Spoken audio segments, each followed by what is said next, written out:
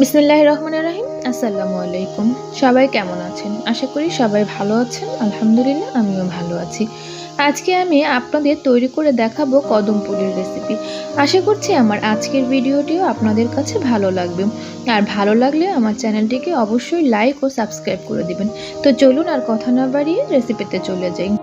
চুলায় একটা প্যান বসিয়ে দিয়েছি, তাতে দিয়ে দিব 1 কাপ নারকেল কুড়ো আর আধা কাপ চিনি, আর দিয়ে দিব 1 টেবিল চামচ পানি। দিয়ে কিছুক্ষণ নাড়াচাড়া দেওয়ার পর এখন দিয়ে দিব একটা এলাচ ও কয়েকটা দারচিনির টুকরো এবং একটা লবঙ্গ।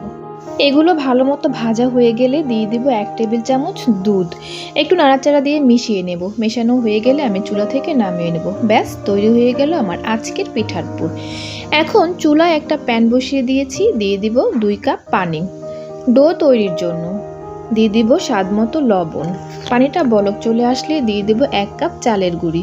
দিয়ে একটু নাড়াচাড়া দিয়ে দেখলাম আমার আর একটু চালের গুঁড়া লাগবে, তাই আমি 1 টেবিল চামচ চালের গুঁড়ো দিয়ে দিলাম। এখন ঢাকনা দিয়ে ঢেকে দিব 5 মিনিটের জন্য, আর চুলার আঁচটা এ সময় লোতে থাকবে। 5 মিনিট পরে চালের গুঁড়াটাকে আবার নাড়াচাড়া দিয়ে দিব। দেখতে পাচ্ছেন আমার চালের ডোটা খুব ভালো মতো সিদ্ধ হয়ে গেছে। এখন আমি এটাকে নামিয়ে নেব এবং হালকা ঠান্ডা করে ডোটাকে সুন্দর করে স্মুথ করে নেব। আমি কিন্তু খুব বেশি ঠান্ডা করিনি, দেখতে পাচ্ছেন আমি গরম গরমে এটাকে ভালো মতো মেখে নিচ্ছি। এই তো আমার মাখা হয়ে গিয়েছে। এবার এটাকে আমি 10 মিনিটের জন্য ঢেকে রাখবো। 10 মিনিট পর ঢাকনাটা খুলে দেখিয়ে দিলাম, ঢাকনার ভেতরে বাষ্প জমে আছে। এখন ডোটাকে আবার মাখিয়ে লেচি কেটে নেব।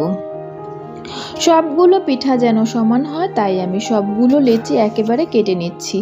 এই তো লেচি কাটা হয়ে গিয়েছে। এখন আমি একটা ডো নিয়ে ভালো মতো ঘুরিয়ে ঘুরিয়ে বল করে নেব এবং এই বলটাকে একটা বাটি শেপ দিয়ে দিব।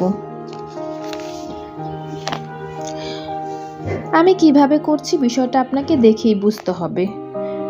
ভেতরে দিয়ে দিব পুর, যেটা আমি তৈরি করে রেখেছিলাম। পুরটা বেশি দিবেন না, তাহলে পিঠাটা ফেটে যাওয়ার চান্স থাকে। তো এইভাবে আমি একটি বল তৈরি করে নিয়েছি, তাহলে সুন্দরভাবে কদম ফুলের শেপ হয়ে যাবে। এইভাবে আমি প্রতিটা পিঠা তৈরি করে নিয়েছি।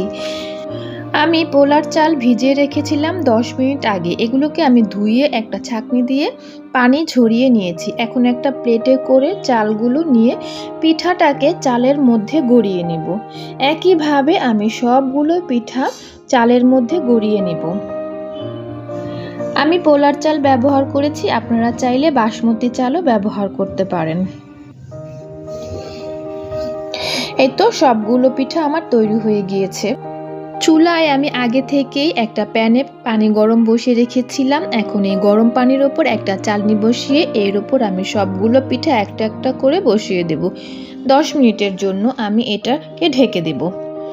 10 মিনিট পর আমি ঢাকনাটা খুলে দিয়ে দিব রেড ফুড কালার, তাহলে পিঠাগুলো দেখতে আরো সুন্দর লাগবে। এবার আমি পিঠাগুলো ঢেকে দিব আরো 10 মিনিটের জন্য। এখন ঢাকনা খুলে আমি সবগুলো পিঠা তুলে নেব। আমার আজকের কদমপুলি পিঠা কত সুন্দর হয়েছে, আর খেতেও মাশাআল্লাহ অনেক স্বাদের হয়েছে। আমি এবার একটা ভেঙে দেখাচ্ছি, দেখুন ভেতরটা কত জুসি হয়েছে। এতক্ষণ ভিডিওটি দেখার জন্য সবাইকে ধন্যবাদ।